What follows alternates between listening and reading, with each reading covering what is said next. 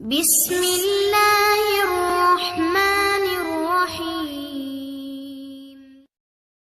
ایک دفعہ کا ذکر ہے کہ ایک بادشاہ سیر و تفریح کے لیے باہر گیا ہوا تھا۔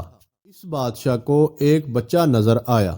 بادشاہ نے اپنے خادموں سے کہا کہ اسے اٹھا کر میرے اہل خانہ میں شامل کر لیا جائے۔ بچے کا نام زاہد یتیم رکھا گیا۔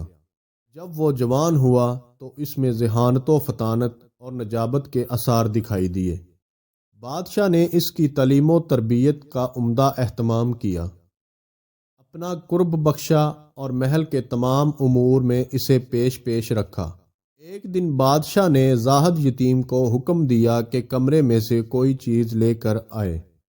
وہ جوں ہی کمرے میں داخل ہوا تو کیا دیکھتا ہے کہ ایک نوکرانی جو بادشاہ کی بڑی قریبی تھی، محل کے ایک خادم کے ساتھ قابل اعتراض حالت میں پائی گئی۔ نوکرانی زاہد یتیم کے سامنے رونے دھونے لگ گئی اور اس کو بولنے لگی کہ میرے گناہ کی خبر کسی کو نہ دے۔ اس کو بھی دعوت گناہ دی۔ زاہد یتیم نے کہا، معاذ اللہ، میں بادشاہ کی خیانت نہیں کر سکتا، اس کے مجھ پر ان گنت احسانات ہیں۔ پھر اسے وہیں چھوڑ کر واپس چلا آیا۔ نوکرانی دل ہی دل میں ڈری اور خدشہ ظاہر کیا کہ وہ راز افشاں نہ کر دے۔ چنانچہ وہ روتی آنسو بہاتی بادشاہ کے روبرو پیش ہوئی اور بولی، زاہد یتیم نے اسے ورگلایا ہے اور جبراً زیادتی کرنی چاہی ہے۔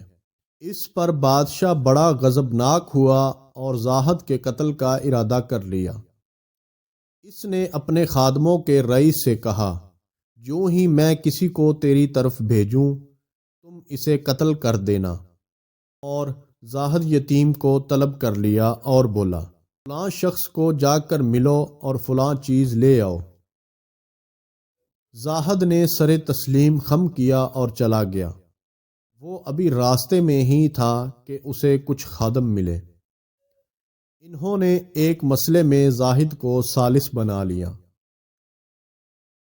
زاہد یتیم نے کہا کہ میں بادشاہ کے حکم کی خلاف ورزی نہیں کر سکتا اور میں ان کا حکم ماننے کے لیے ہی جا رہا ہوں، لیکن انہوں نے کہا کہ فلاں خادم کو بھیج دیتے ہیں، وہ آپ کی مطلوبہ چیز لے آئے گا، آپ بس ہمارا فیصلہ فرما دیں۔ بالآخر زاہد کو ان کی بات ماننا پڑی۔ وہ خادم رئیس کے پاس چلا گیا اور اسے اپنے آنے کا مقصد بیان کیا۔ رئیس نے بحکم شاہی اسے قتل کر دیا اور اس کا سر لے کر بادشاہ کے پاس آ گیا۔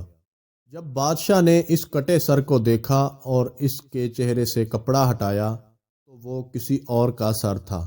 بادشاہ نے فوراً زاہد یتیم کو بلایا اور مقتول خادم کے متعلق دریافت کیا۔